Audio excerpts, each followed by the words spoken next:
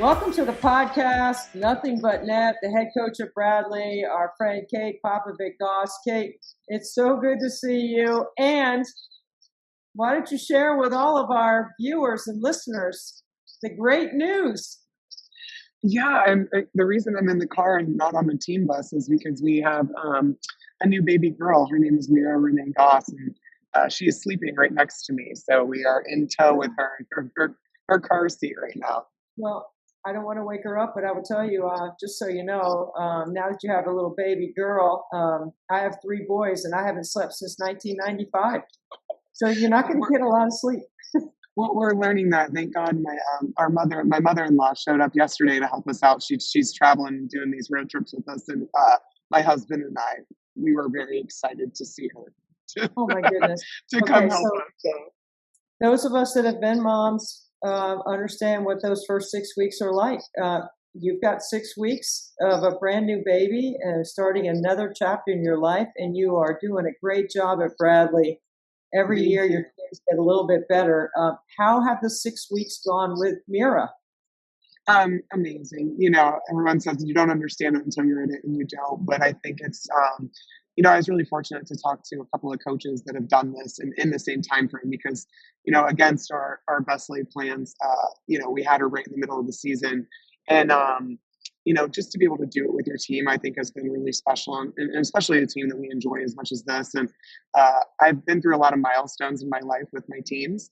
And so it's been a lot of fun, and she's a road warrior, and she's in the gym a lot, and she's a welcome distraction, let me just say. And she's hopefully, Debbie, she's going to be a future post player. She was a big baby. She was 9 pounds, 6 ounces, almost 22 inches long. And at 6 weeks, she's probably already about 14 pounds. So we're just, oh gosh, we can only hope. We can only hope. So, I mean, how many of your coaching friends have already sent you a full grant and aid scholarship offer after they've seen? Yeah, she. I can't even remember who her first offer was at this point in time. I don't know what year it is. I'm like, I have no idea, but she's pretty incredible, and she'll probably be in theater. I have no idea, but it's really cool to have her around the game, and we have Maya Wardle is one of my players, and her dad is our men's coach. And she said, there's nothing better than growing up in the gym. And that just, warmed my heart. So that was a good thing to hear. It's so great that this generation of coaches, and including yourself, can bring your kids to work, can take them on recruiting trips, can take them on the road with teams. During my time, you never saw any of that. Nobody ever had their kids at the gym. Not a lot of coaches had kids. It's just it's a really cool dynamic. How has your team adjusted? They've adjusted great. We have to be a little careful because, when she's around, I think that they're a little more interested in her than maybe the scout or the plays we're putting in, things like that. But they love her, and they're just super excited. She's got 14 really good big sisters. I have to watch a couple of them. They're a little sneaky, little corrupting influences. But I have just such wonderful girls that I would want her to be around. So I just think that that's also super fun, that that's kind of how she gets to do things. And growing up, I think, in my basketball career and playing career, Joe McEwen, he was always I talk about him, I think, every time I'm on the podcast with you. Yeah, we should talk about him.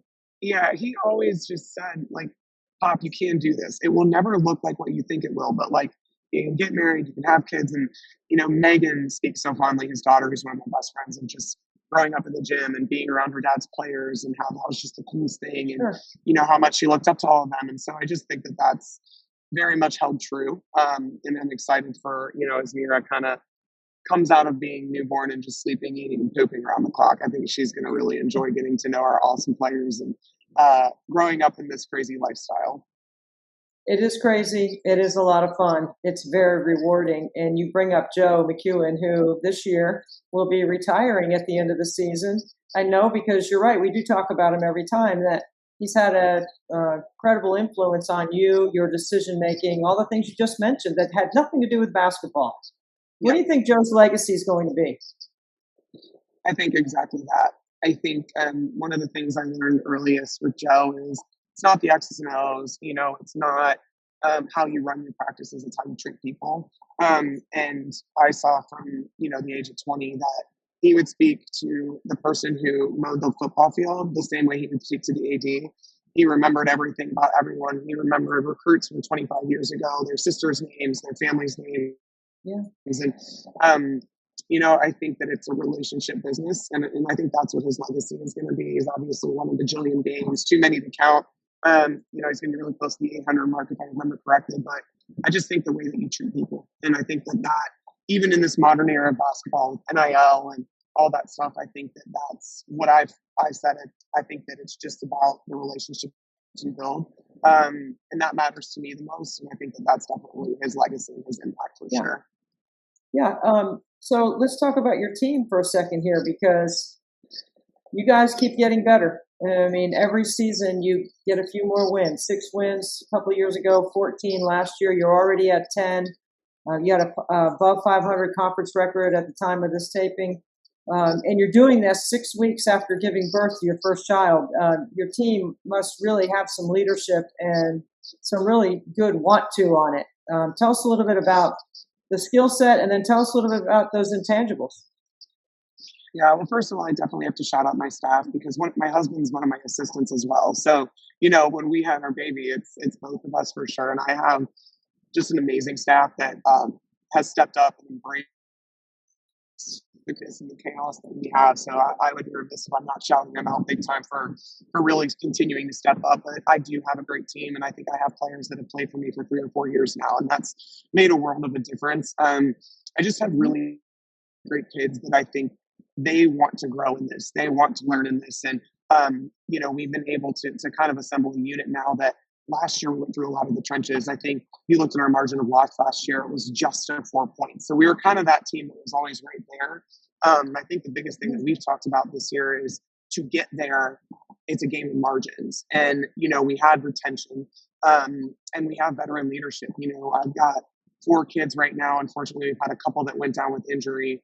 But I have 4 kids on my roster right now that played a lot of minutes in the Valley, and they know what it feels like. They've been in these moments, and so I think that that's helped us tremendously. But for us, and what I always preach, it's on the backbone of our defense. And defense, when you play defense the way that I try and demand of our team, and I'm still not always thrilled with how we play defense, but you get rewarded on the offensive end. And again, I think we have a lot more depth than we've had in the past couple of years.